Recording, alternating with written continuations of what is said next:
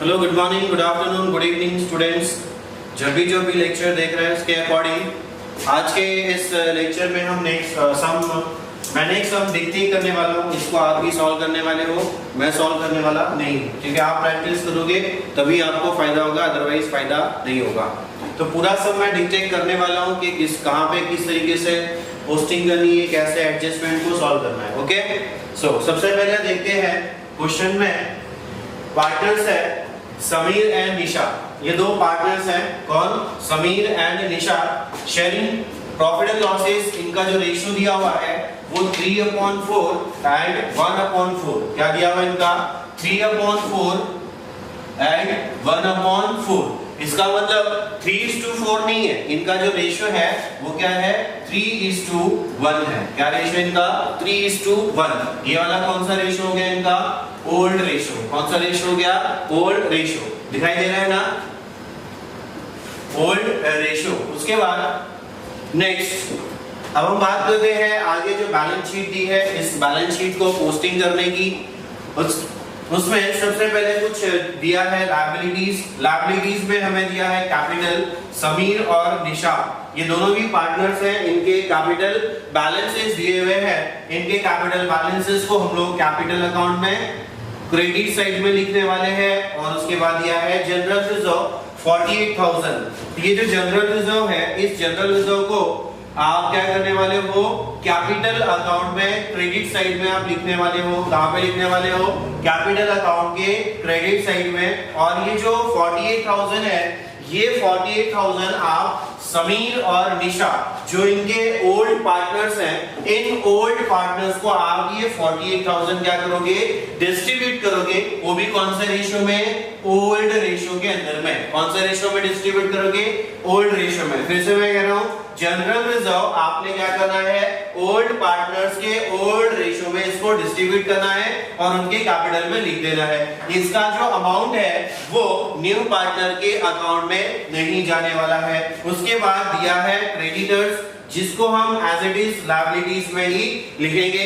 इसके ऊपर एडजस्टमेंट होगी तो हम उसको लाइन छोड़ देंगे और उसके एडजस्टमेंट को सॉल्व करेंगे। उसके बाद दिया हुआ है स्टॉक के एसेट्स में लिखना है, फिक्सचर्स एसेट में लिखना है, डेटर एसेट में लिखना है। मैं आपको बार-बार बोलता हूं, डेटर का जो अमाउंट आप लिखोगे वो आप लिखोगे 1,50,000। क्या लिखोगे आप? 1,50,000।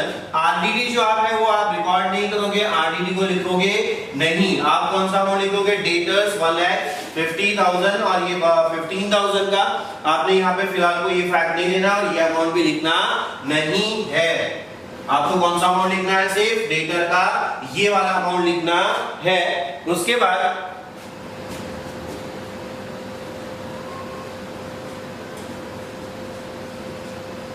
आगे बढ़ते हैं। उसके बाद आगे दिया हुआ है बिल्स रिसीवेबल। क्या दिया हुआ है?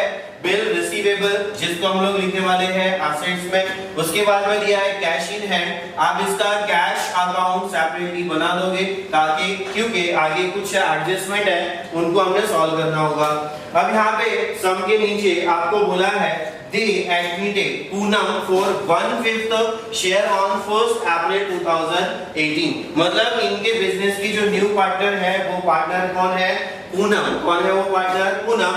और वो कितने के लिए आ रही है? 1/5 शेयर इन फ्यूचर प्रॉफिट। और वो फ्यूचर में 1/5 शेयर के लिए बिजनेस में क्या कर रही है? एंट्री कर रही है। उसके बाद आगे हम बढ़ते हैं। आगे एडजस्टमेंट में फर्स्ट एडजस्टमेंट हमको दिया हुआ है। फर्स्ट एडजस्टमेंट हमको दिया हुआ है। क्या एडजस्टमेंट दिया है?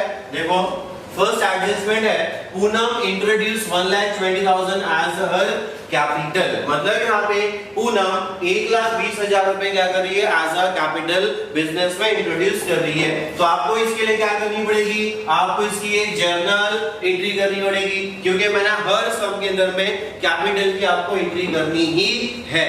उसके बाद क्या एंट्री आएगी इसकी? इसकी एंट्री आ जाएगी कैश अकाउंट डेबिट। क्या एंट्री आ जाएगी इसकी? आपकी cash account debit to Poonam capital, Poonam capital account 1,20,000 and 1,20,000। ये आ गया आपका एंट्री। अब आपको करना क्या है, लेजर पोस्टिंग करनी है इसकी। इस जर्नल एंट्री की लेजर पोस्टिंग करनी है। कैसे करोगे, कैश डेबिट है तो कैश के डेबिट में लिखोगे टू पूनम, और पूनम क्रेडिट है तो कैपिटल अकाउंट के क्रेडिट साइड में जाके लिखोगे कैश 1,20,000। उसके बाद सेकंड एडजस्टमेंट आपको दिया हुआ है, पूनम वुड पे। पूनम क्या करेगी, पे करेगी कैश फॉर गुडविल। इसके लिए गुडविल के लिए वो क्या करेगी, कैश पेड करेगी। मतलब यहाँ पे इस सम के अंदर में पूनम गुडविल जो है वो कैश में क्या कर रही है, ब्रॉड कर रही है, which would be based on, जिसको हमने क्या करना है, आगे कैलकुलेट करना है। कैलकुलेट कैसे करना है, बेस्ड ऑन 4 years परचेज। क्या बोला है आपको, 4 years परचेज, 4 साल परचेज बोला है। मतलब आपको ये दिया है नंबर ऑफ इयर्स परचेज। क्या दिया है आपको, number of years purchase based on 4 years purchase of past profit और ऑफ लास्ट 5 years। आपको पिछले 5 साल के प्रॉफिट के बेसिस पर गुडविल को क्या करना है, कैलकुलेट करना है। सम के नीचे आपको पिछले लास्ट 5 सालों का जो प्रॉफिट है वो दिया हुआ है। पहले साल का जो प्रॉफिट है वो 60,000 है, दूसरे साल का प्रॉफिट है 45,000 है, तीसरे साल का जो प्रॉफिट दिया है वो 75,000 दिया हुआ है, थर्ड ईयर का जो दिया है 30,000 दिया हुआ है, और लास्ट ईयर का आपको 45,000 प्रॉफिट क्या है, दिया हुआ है। मतलब हमने अभी क्या करना है, ये जो आपको इंफॉर्मेशन दिया हुआ है, इस इंफॉर्मेशन से आपको क्या करना है, गुडविल पहले कैलकुलेट करना है। तो सबसे पहले हम गुडविल जो कैलकुलेट करेंगे उसके लिए जो फॉर्मूला आएगा वो कौन सा फॉर्मूला आएगा, goodwill is equal to average profit into number of years purchase. क्या फॉर्मूला आएगा, goodwill is equal to average profit into number of years purchase. Average profit तो हमें पिछले 5 साल का एवरेज प्रॉफिट निकालना पड़ेगा, and number of years purchase बोला है, मतलब आपको 4 साल परचेज का बोला था। मतलब यहाँ पे जो आपका नंबर ऑफ ईयर परचेज है वो कितना बोला है, 4 बोला है। तो चलो फटाफट इसको वैल्यूज को पुट कर देते हैं। एवरेज प्रॉफिट हमको कैसे मिलेगा, 5 साल के प्रॉफिट को क्या करना पड़ेगा, प्लस करना पड़ेगा। देखो 60,000, 45,000, 75,000, 30,000 एंड 45,000, ये हो गया हमारा 5 साल का प्रॉफिट, जिसको हमने क्या करना है, प्लस करना है, और उसको डिवाइड करना है कितने से, 5 से। किससे डिवाइड करना है उसको, हमने 5 से, और into number of years purchase बोला तो इनटू 4। अच्छा, इसका अगर हम लोग टोटल करेंगे तो इसका आंसर आ जाएगा 2,55,000 डिवाइड बाय 5 इनटू 4। उसके बाद हम उसको 5 से डिवाइड करेंगे तो आंसर आ जाएगा 51,000 इनटू 4। 51,000 इनटू 4, और जब हम 51,000 को 4 से मल्टीप्लाई करेंगे तो आंसर आ जाएगा 2,04,000। ये जो 2,04,000 आया, ये आ गया आपका गुडविल ऑफ द फर्म। ये क्या आ गया आपका, गुडविल ऑफ द फर्म।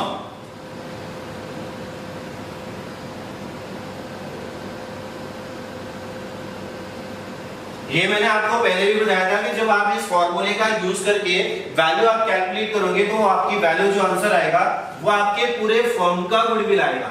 अब यहाँ पे ये फर्म का गुडविल है। आपको क्वेश्चन में देखो क्या बोला था, पूनम वुड पे कैश फॉर गुडविल। मतलब पूनम यहाँ पे क्या करेगी, अपना वो गुडविल का जो अमाउंट है उसको क्या करने वाली है, कैश में पेमेंट करने वाली है। तो इसका मतलब यहाँ पे हमने क्या करना पड़ेगा, पूनम का शेयर कैलकुलेट करना पड़ेगा। अब ये पूनम का शेयर कैसे कैलकुलेट होगा, टोटल फर्म का जो गुडविल आया था, वो टोटल फर्म का गुडविल आया था 2,04,000। कितना आया था, 2,04,000। उसको हम क्या करेंगे, उस जो पार्टनर है मींस जो पूनम है वो कितने की ला रही थी, 1/5 की आ रही थी। तो इसके लिए इसका निकालेंगे 1/5। कितना निकालेंगे इसका, 1/5। तो 2,04,000 का 1/5 अगर हम निकालेंगे तो आपका आंसर आता है 40,800। कितना आंसर आता है आपका, 40,800। तो अब आप क्या करोगे, गुडविल जो पूनम है वो गुडविल कितना लेकर आने वाली बिजनेस के अंदर में, 40,800 लाने वाली है। अब इसकी आप जर्नल एंट्री करने वाले हो। अब क्या करने वाले आप इसकी जर्नल एंट्री करोगे, और इसके बाद इसका आप लेजर पोस्टिंग करोगे। क्या होगा इसका journal entry, cash account debit to goodwill account. उसके बाद फिर आप गुडविल को क्या करोगे, ओल्ड पार्टनर्स में डिस्ट्रीब्यूट करोगे, तो एंट्री क्या हो जाएगी आपकी, गुडविल अकाउंट डेबिट टू क्या जाएगा, ओल्ड पार्टनर्स। ओल्ड पार्टनर्स में कौन था, समीर था, तो समीर कैपिटल और टू निशा कैपिटल। ये आ गया आपका आंसर। तो यहाँ पे आपका गुडविल जो आने वाला है वो आएगा 40,800, और यहाँ पे आप जो गुडविल डिस्ट्रीब्यूट कर दोगे पार्टनर्स में, वो डिस्ट्रीब्यूट कर दोगे आप उसको ओल्ड रेशियो में, ठीक है। चलो उसके बाद हम बढ़ते हैं नेक्स्ट एडजस्टमेंट। नेक्स्ट एडजस्टमेंट है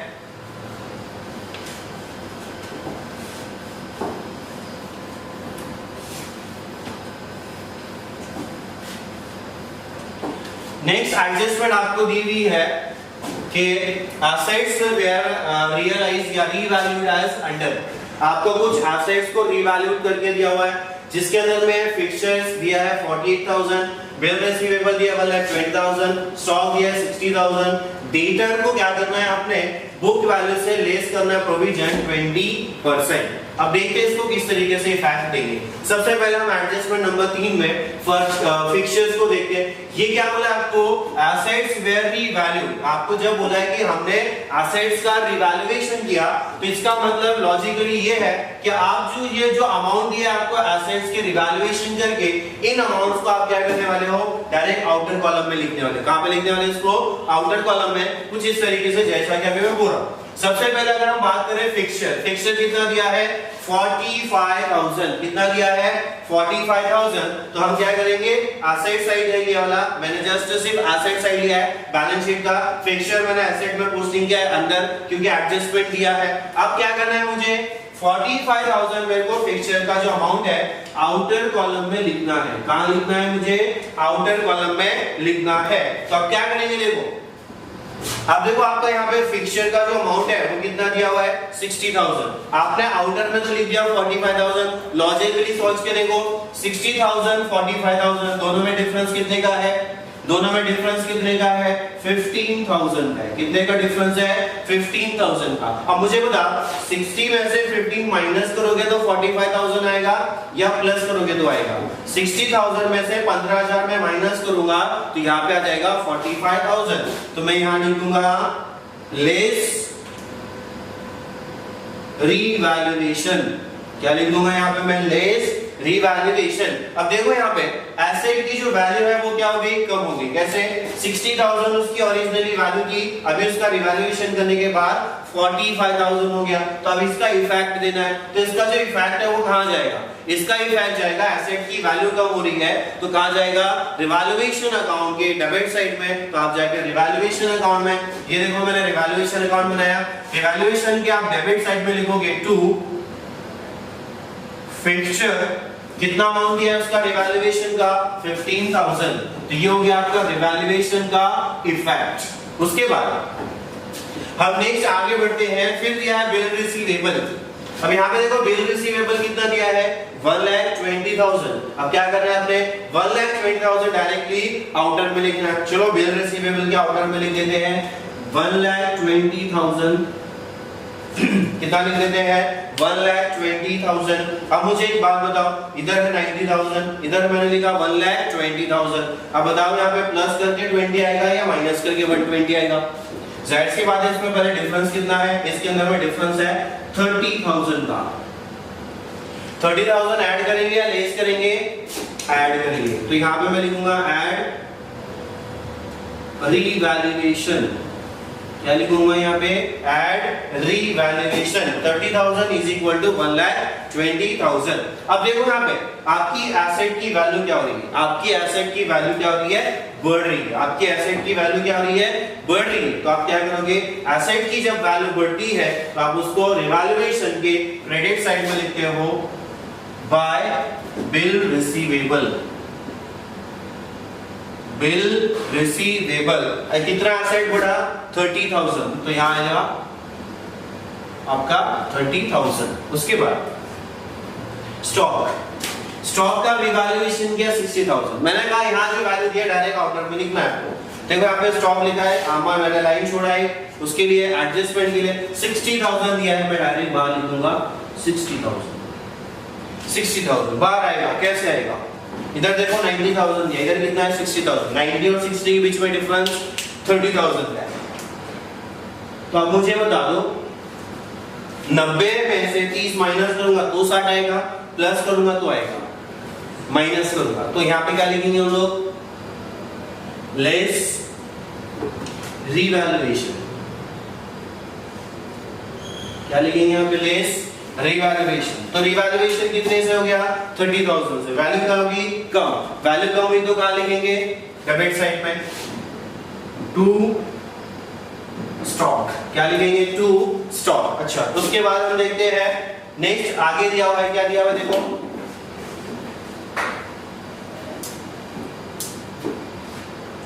आगे दिया हुआ है क्या? Debtors. Debtors act book value less provision of 20%। आप क्या करना है आपको? डेटर्स में से 20% आपको क्या करना है? लेस करना है। तो यहां लिखेंगे हम लोग लेस 20% प्रोविजन। क्या आएगा? 20% प्रोविजन मतलब 1,50,000 का 20% आप कैलकुलेट करोगे। तो 20% आप कैलकुलेट करोगे, 20 क्या 20 क्या 15 into 2 दैट मींस 30,000। तो आपका प्रोविजन 20% कितना आ गया देखो? 30,000 आ गया। तो यहाँ पे आप क्या करने वाले हो? 30,000 करने वाले हो। तो 1,50,000 माइनस 30,000, 150 माइनस 30, आपका आंसर आ जाएगा 1,20,000। कितना आंसर आ जाएगा? 1,20,000। अब आपका डेटर्स का अमाउंट ऐसे नहीं करना है जैसा आपने बाकी का किया, क्योंकि आपका क्वेश्चन में देखो, क्वेश्चन में आपको डेटर्स 1,50,000 दिया हुआ है, लेस 15,000 आपको वहां पे आरडीडी दिया था, तो बाहर आपका आंसर जो लिया था वो आया था 1,35,000। देखो आपके क्वेश्चन में डेटर दिया था 150 माइनस किया था आरडीडी 15,000 और आपका जो अमाउंट आउटर में आया था वो आया था 1,35,000। कितना आया? 1,35,000। ना अब क्या करना है? अब देखो मैंने वैसे भी आपको पहले बताया कि आपने क्या करना है, डेटर का जो अमाउंट आपका बाहर है और यहाँ आपने जो सॉल्व किया आंसर में उसमें जो बाहर है, इन दोनों अमाउंट को आपने क्या करना है? कंपेयर करना है। अब देखो यहाँ पे 1,35,000 है और यहाँ पे कितना देखो 1,20,000 है। यहाँ से वहां पर देखो आपके आंसर में एसेट कम हो गई कि बढ़ गई? यहाँ पे आपकी जो एसेट है वो क्या हो गई है? कम हो गई है। कितने से कम हो गई है? 15,000 से। 135 और 120 का जो डिफरेंस है वो कितना है? 15,000। मतलब एसेट कम हो रही है। तो इफेक्ट आ जाएगा आपका रिवैल्यूएशन के डेबिट साइड में टू प्रोविजन। और प्रोविजन तो आपका जो प्रोविजन था वो कितना हुआ था? 15,000। सॉरी, डेटर्स का जो अमाउंट है, स्टॉक का अमाउंट लिखना भूल गया, 30,000। तो ये आ गया हमारा यहाँ पे अमाउंट 30,000। ओके, तो ये थी हमारी एडजस्टमेंट नंबर 3। फिक्सचर का एडजस्टमेंट हो गया, रिसीवेबल हो गया, स्टॉक हो गया, डेटर्स हो गया। उसके बाद अब आपको बोला है एडजस्टमेंट नंबर 4 में bill payable of 15,000 have been omitted from books. Have been omitted का मतलब ये यहाँ पर है कि आपने वहां पर जो अमाउंट है वो क्या किया? लिखा नहीं है। मतलब आपने आपका बिल पेबल 15,000 का है वो आपने लिखा नहीं है। तो आपने जिसका इफेक्ट देना है वो क्या इफेक्ट देना है? आपने लायबिलिटी में लिखना है। कहां लिखना है? लायबिलिटीज में लिखना है आपका बिल्स पेएबल 15,000। क्या लिखना है आपको? लायबिलिटी साइड में, लायबिलिटी साइड में आपको लिखना है बिल्स पेएबल 15,000, क्योंकि आपने 15,000 जो बिल्स पेएबल है उसको लिखा ही नहीं है और ये बिल्स पेएबल आपकी क्या होती है? लायबिलिटी होती है। तो आपके आंसर में बैलेंस शीट में लायबिलिटीज में लिखोगे बिल्स पेएबल 15,000। अब यहाँ पर देखो आपकी जो लायबिलिटी है वो लायबिलिटी क्या हो रही है? आपकी बढ़ रही है। आपकी जो लायबिलिटी है वो क्या हो रही है? बढ़ रही है। मैंने कहा एसेट्स बढ़े तो कहाँ लिखते हैं? क्रेडिट साइड में। तो लायबिलिटी बढ़ेगी तो कहाँ लिखेंगे? डेबिट साइड में। तो हम यहाँ पे लिखेंगे टू बिल्स पेएबल। कितना दिया था बिल्स पेएबल? 15,000। तो ये आ गया आपका आंसर 15,000। तो ये था हमारा आज का सम। मैंने आपको ये सम पूरा डिक्टेट कर दिया है। अब आपने इस सम को क्या करना है? सॉल्व करना है, कंप्लीट करना है। बाकी अगर कुछ डाउट होगा तो आप पूछ सकते हो, कमेंट कर सकते हो। So thank you very much.